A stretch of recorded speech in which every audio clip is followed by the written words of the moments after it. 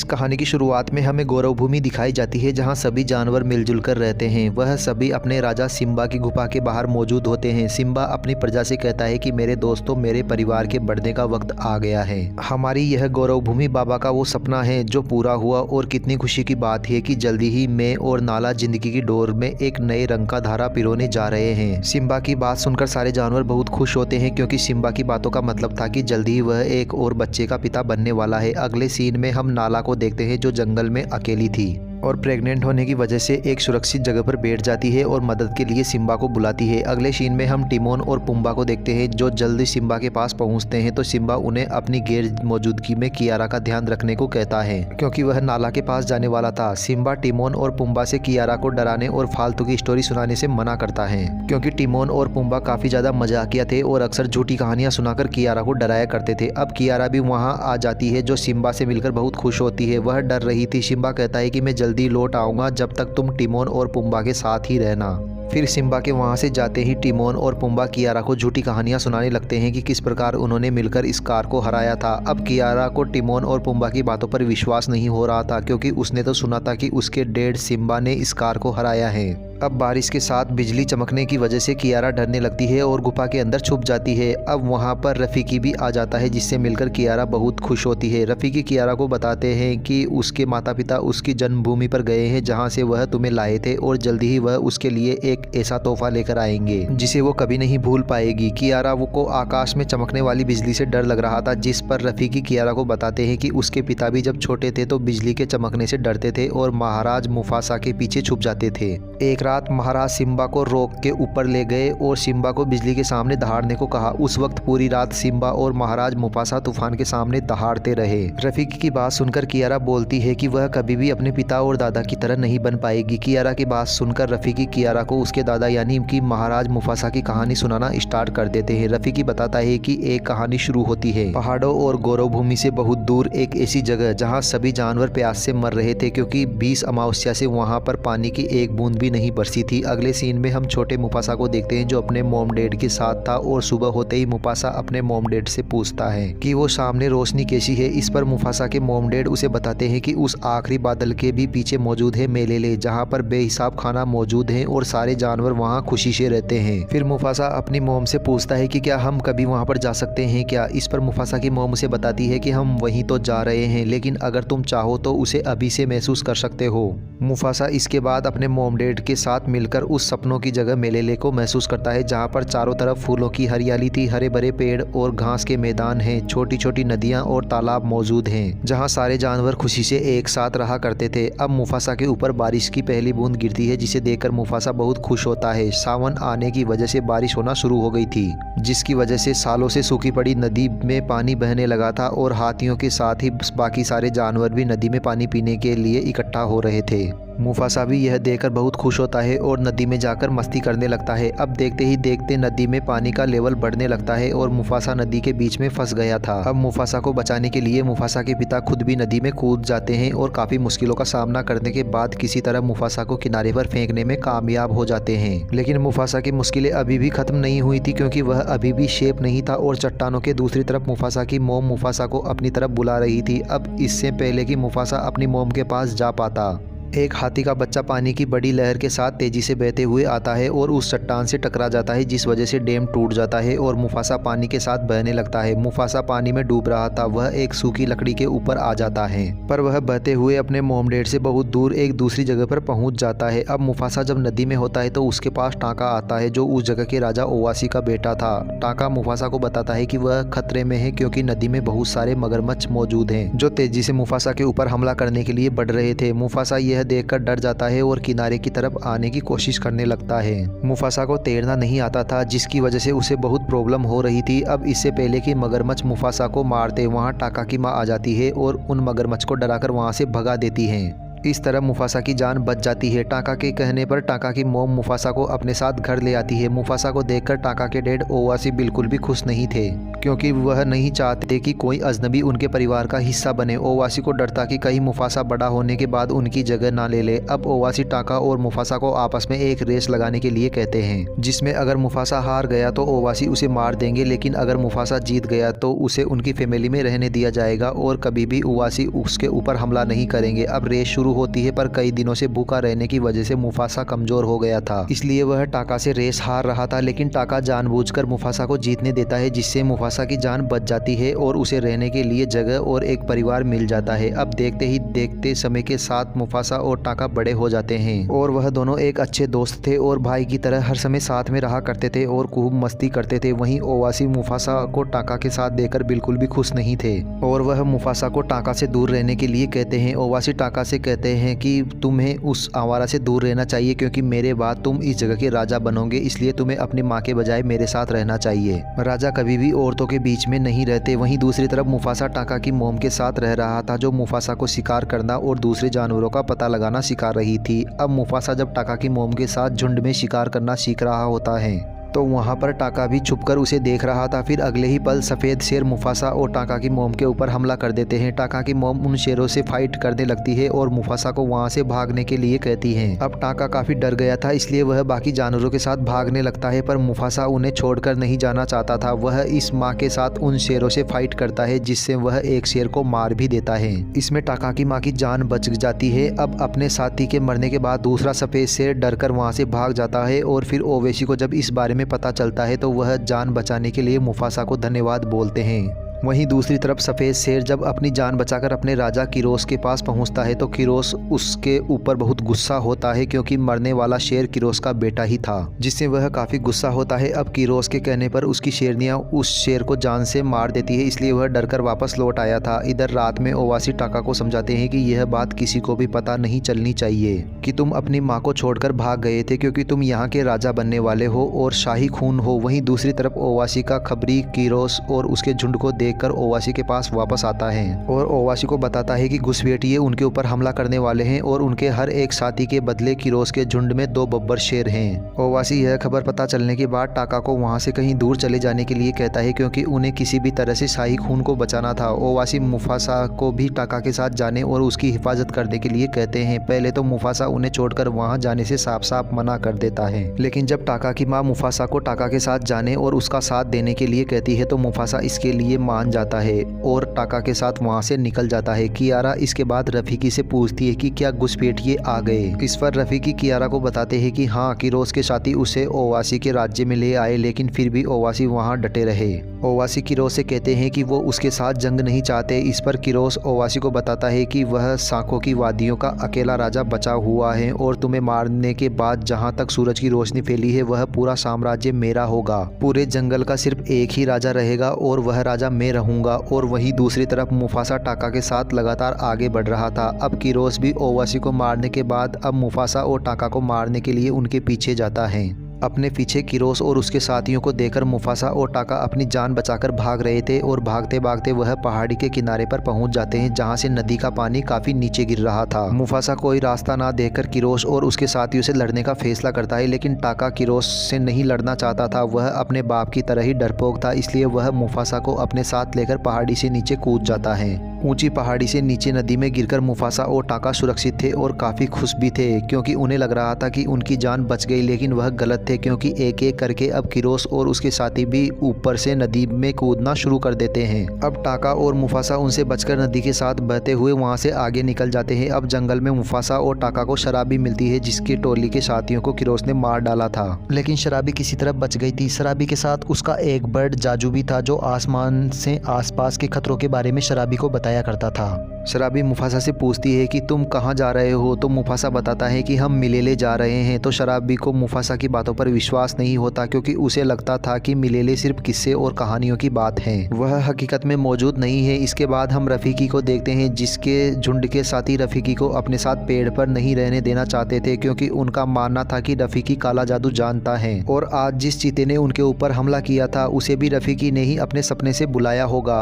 अब अपने समूह से बेदखल किए जाने पर रफीकी पेड़ से नीचे उतर जाता है और अपने नए घर और परिवार की तलाश में निकल पड़ता है। अब रफीकी की मुलाकात जब मुफासा से होती है तो वह मुफासा से बिल्कुल भी नहीं डरता। अब मुफासा, शराबी और टाका यह देखकर पूरी तरह से हैरान थे। वह कहते हैं कि हम शेर हैं और हम तुम्हें मार भी सकते हैं। तो रफीकी कहता है कि अगर तुम मुझे मार दोगे तो तुम कभी भी मेलेले नहीं पहुंच पाओगे और मैं तुम सभी के बारे में सब कुछ जानता हूँ।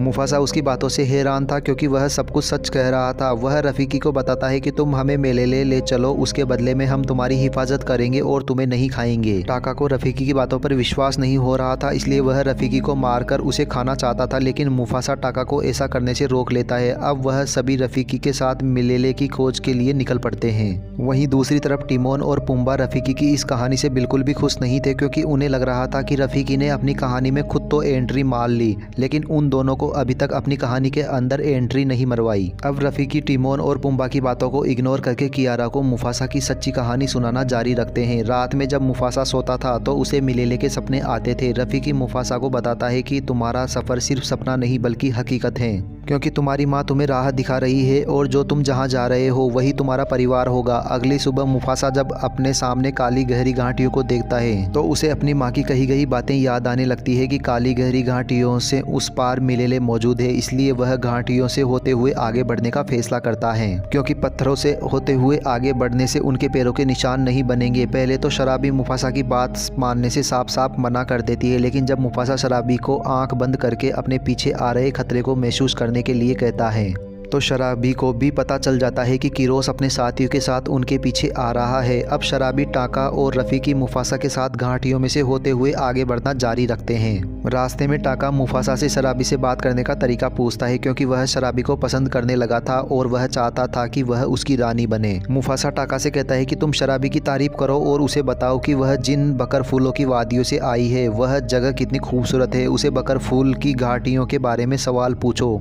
टाका कहता है कि तुम्हें कैसे पता कि वह फूल की घाटियों से आई है। तो मुफासा कहता है कि मैं उसके बालों की खुशबू से यह महसूस कर सकता हूँ। टाका शराबी के पास जाता है और बिल्कुल ऐसा ही करता है। शराबी टाका से अपने राज्य के खूबसूरत फूलों के बारे में सुनकर बहुत खुश होती है और टाका से बातें करने लगती है। अब आगे बढ़ने पर मुफासा देखता है कि हाथियों का एक बहुत बड़ा झुंड भी उन घाटियों के बीच से ही सफ़र कर रहा था। मुफासा यह देखकर समझ जाता है कि कुछ तो गड़बड़ ज़रूर है। वहीं दूसरी तरफ आसमान से जाजू यह पता लगा लेता है कि किरोस भी अपने झुंड के साथ वहां पहुंच चुका है और लगातार उनकी तरफ बढ़ रहा है। टाका यह खबर सुनकर बुरी तरह से डर गया था। वहीं शराबी को एक आइडिया आता है कि अगर वह मधुमक्खियों के छत्ते को गिरा दे तो मधुमक्खियों हाथियों को काटने लगेगी, जिससे हाथियों में भगदड़ मच जाएगी और इस प्रकार वह किरोस से बचकर हाथियों के झुंड के साथ वहाँ से निकल जाएंगे। अब शराबी ऐसा ही करती है, लेकिन मधुमक्खियों के काटने की वजह से हाथियों का झुंड बेकाबू हो जाता है और इधर उधर भागना शुरू कर देता है और शराबी उनके बीच ही फंस जाती है। अब टाका यह देखकर हर बार की तरह ही इस बार भी डरकर छुप जाता है, लेकिन मुफासा अपनी जान पर खेलकर शराबी के पास आता है और किसी तरह बहुत मुश्किल से उसे हाथियों के नीचे दबने से बचा लेता है, पर वह बेहोश हो चुकी थी। किरोस और उसके साथी हाथियों के झुंड की वजह से मुफासा और उनके साथियों को देख नहीं पाते और वह घाटी के दूसरी पार ही रह जाते हैं और उस तरफ आने का रास्ता भी टूट गया था। उसी वक्त रफीकी ने भी एक पेड़ की डाली से लटककर अपनी जान बचाई थी, लेकिन अगले ही पल वह डाली भी टूट जाती है और इस प्रकार रफीकी को अपनी फेवरेट और आइकॉनिक छड़ी मिलती है। फिर शराबी के होश में आने पर रफीकी और मुफासा उससे झूठ बोल देते हैं कि टाका ने उसकी जान बचाई है, क्योंकि टाका शराबी को पसंद करता था। टाका इसके लिए मुफासा को धन्यवाद बोलता है। अब आगे की कहानी में कियारा रफीकी से पूछती है कि आखिर यह घुसपैठिए थे कौन। इस पर रफीकी कियारा को समझाता है कि घुसपैठिए यह अलग अलग कबीले अलग अलग परिवारों से आते हैं। जब वह पैदा होते हैं तो औरों से अलग होते हैं और उनके परिवार और समाज उन्हें अपनाने से मना कर देते हैं। यह बात उनके दिल में एक गहरा घाव कर देती है और यह दर्द हर चीज में नफरत घोल देती है। रफीकी इसके बाद अपनी कहानी को सुनाना जारी रखते हैं कि वह किस प्रकार मुफासा और बाकी लोगों के साथ लगातार सफर पर आगे बढ़ते रहे। रास्ते में जब उनके सामने बर्फ से ढकी हुई ऊंची पहाड़ियां आई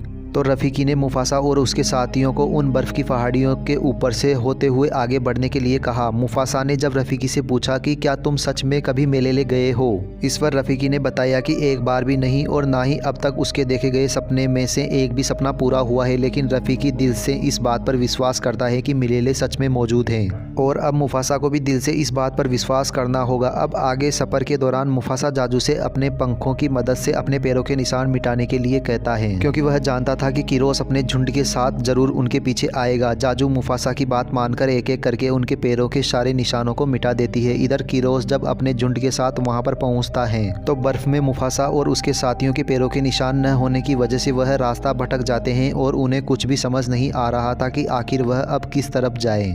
रास्ते में रफ़ीकी को आगे बढ़ने में परेशानी हो रही थी, इसलिए मुफासा रफ़ीकी को अपने ऊपर बैठा लेता है और रफ़ीकी से कहता है कि मैं हूं ना। इस पर शराबी जब यह बात सुनती है तो वह समझ जाती है कि उस दिन हाथियों के झुंड से उसे टाका ने नहीं बल्कि मुफासा ने बचाया था, क्योंकि उस दौरान शराबी ने किसी को मैं हूं ना कहते हुए सुना था, यानी कि वो मुफासा ही था और मुफासा ने ही टाका को शराबी के इलाकों के खूबसूरत फूलों के बारे में ही बताया था, क्योंकि सिर्फ मुफासा ही शराबी की खुशबू से उन फूलों के बारे में पता लगा सकता था। शराबी को ऐसा महसूस हो गया था। वह मुफासा से इसके बारे में पूछती है, जिस पर मुफासा शराबी से कहता है कि यह सब बातें झूठी है। शराबी मुफासा की बातों पर विश्वास नहीं करती। उसे पूरा यकीन था कि उसे बचाने वाला टाका नहीं बल्कि मुफासा था। मुफासा शराबी को समझाता है कि मैं शाही खून नहीं हूँ बल्कि टाका है और यह सब टाका का मुकद्दर है, उससे सिर्फ टाका की हिफाजत करनी है। इस पर शराबी मुफासा को समझाती है कि यह सब टाका का मुकद्दर नहीं बल्कि तुम्हारा मुकद्दर है और टाका का मुकद्दर जाना था। शराबी मुफासा को पसंद करती थी और कहीं ना कहीं मुफासा भी शराबी को पसंद करने लगा था और अब वह दोनों साथ में खुश थे। टाका चुपकर मुफासा और शराबी की बातें सुन रहा था। टाका को लगता है कि मुफासा उसे धोखा दे रहा है और उसने उससे उसका प्यार भी छीना, जबकि बचपन में उसने उसको बचाया था। टाका अब मुफासा से बदला लेना चाहता था। वो दुखी होकर किरोस के पास जाता है और उसे बताता है कि तुम्हारे बेटे को मैंने नहीं बल्कि मुफासा ने मारा है, पर मेरे बिना तुम उसका कुछ नहीं बिगाड़ सकते।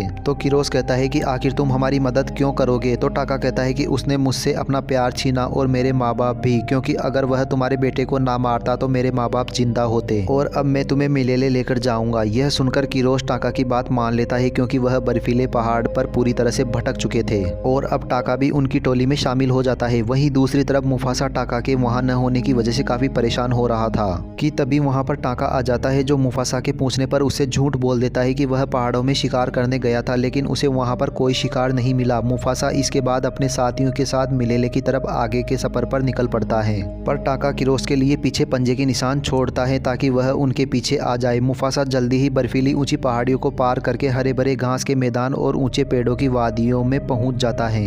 यह जगह थी मिलेले, जहां पर छोटी छोटी नदियां बह रही थी और सारे जानवर एक साथ खुशी से रह रहे थे। मिलेले पहुंचकर मुफासा और उसके साथी बहुत खुश होते हैं। रफ़ीकी इसके बाद उस पेड़ के पास जाता है जो पेड़ उसे अक्सर सपने में दिखाई देता था। रफ़ीकी ने मुफासा को बताया था कि वह सपने में उस पेड़ को देखा करता था जहाँ वह अपने भाई के साथ खड़ा था। तो मुफासा रफ़ीकी से बोलता है कि तुम्हारा भाई कहाँ पर है? इस पर रफ़ीकी मुफासा को बताता है कि वह तो कब का बिछड़ चुका है और मैं सपने में जिस भाई के साथ पेड़ के पास खड़ा था वह और कोई नहीं बल्कि मुफासा तुम हो। अब किरोस भी टाका द्वारा पीछे छोड़े गए निशानों को फॉलो करते हुए वहां पर पहुंच जाता है। अब किरोस को देखकर सारे जानवर बुरी तरह से डर जाते हैं और मुफासा को विश्वास नहीं हो रहा था कि आखिर किरोस उन तक कैसे पहुंच गया। फिर जल्दी ही मुफासा को पता चल जाता है कि टाका ने उसे धोखा दिया है। मुफासा जब टाका से पूछता है कि तुमने ऐसा क्यों किया, हम तो भाई थे ना। इस पर टाका मुफासा से कहता है कि तुमने मेरी किस्मत छीनी है और अब यह तुम्हारी किस्मत है। अब मुफासा ने किरोस से लड़ने का फैसला कर लिया था, इसलिए शराबी उन शेर से मदद लेने जाती है जिससे किरोस ने उनके घर छीन लिए थे। वह शेरनियां पहले तो मुफासा का साथ देने से मना कर देती है, लेकिन जब मुफासा सभी जानवरों के सामने जाकर उन्हें अपना साथ देने के लिए कहता है तो सारे जानवर और शेरनियां भी मुफासा का साथ देने के लिए राजी हो जाते हैं, क्योंकि अगर इस समय उन्होंने मुफासा का साथ नहीं दिया तो अगली बार किरोस उनके लिए वापस लौटेगा और एक एक करके उन सभी को भी मार देगा। मुफासा भी सभी जानवरों को इस बात का एहसास करवाता है कि हम सभी एक अनदेखी डोर से जुड़े हुए हैं, इसलिए हमें साथ मिलकर लड़ना होगा। अब मुफासा के ऊपर किरोस की शेरनियां हमला कर देती है। अब मुफासा अकेले ही किरोस और उन सभी से फाइट करता है और इस दौरान वह एक गहरी गुफा के अंदर गिर जाता है। मुफासा का पीछा करते हुए वहां पर किरोस भी आ जाता है, जिसके बाद किरोस और मुफासा के बीच में एक खतरनाक फाइट होना शुरू हो जाती है। टाका भी वहां मौजूद था, जिसे मुफासा और किरोस को आपस में लड़ता देखकर याद आता है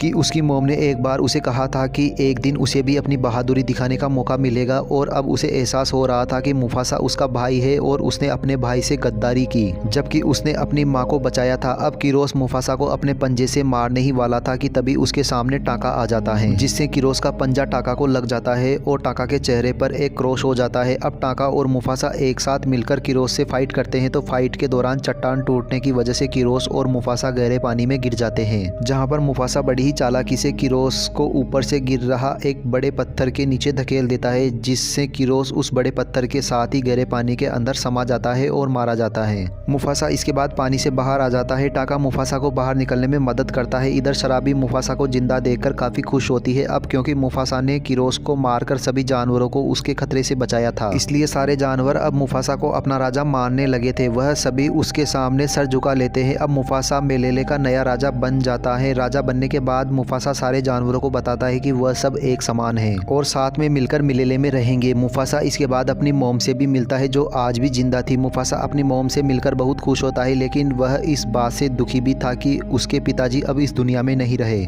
अब टाका दुखी मन से मुफासा के पास आता है और उसे अपना महाराज मान लेता है। शराबी मुफासा से टाका को राज्य से बेदखल करने के लिए कहती है, लेकिन मुफासा कहता है कि जब तक वह जिंदा है उसका भाई उसके राज्य में ही रहेगा। मुफासा टाका से काफी गुस्सा भी था, इसलिए वह उससे कहता है कि मैं अब कभी भी तुम्हारा नाम नहीं लूंगा। इस पर टाका कहता है कि अब से मैं स्कार हूँ, ताकि मुझे अपना तिरस्कार याद रहे। अब वह मुफासा को अपना राजा मानकर वहाँ से चला जाता है। अब कहानी में रफीकी कियारा को सुना रहा मुफासा की यह कहानी यहीं खत्म हो जाती है। कियारा रफीकी से कहती है कि काश मैं भी कभी अपने दादा को देख पाती। इस पर रफीकी कियारा को समझाता है कि मुफासा तो हर समय उसके साथ है, उसके दिल के अंदर मौजूद है। अब सिम्बा भी नाला के साथ वापस लौट आता है। कियारा अपने माता पिता से मिलकर बहुत खुश होती है। सिम्बा और नाला अपने साथ कियारा के लिए एक प्यारा सा तोहफा लेकर वापस लौटे थे, जो कोई और नहीं बल्कि कियारा का छोटा भाई था। कियारा अपने छोटे भाई से मिलकर बहुत खुश होती है और उसे भी एक कहानी सुनाने का वादा करती है। और दोस्तों, इसी के साथ यह मूवी यहीं खत्म हो जाती है। दोस्तों, यह मूवी आपको कैसी लगी? अगर वीडियो पसंद आई हो तो चैनल को सब्सक्राइब कर दीजिए और वीडियो को लाइक कर दीजिए। मिलते हैं अगली मूवी के साथ, तब तक बने रहिए हमारे साथ हमारे चैनल पर।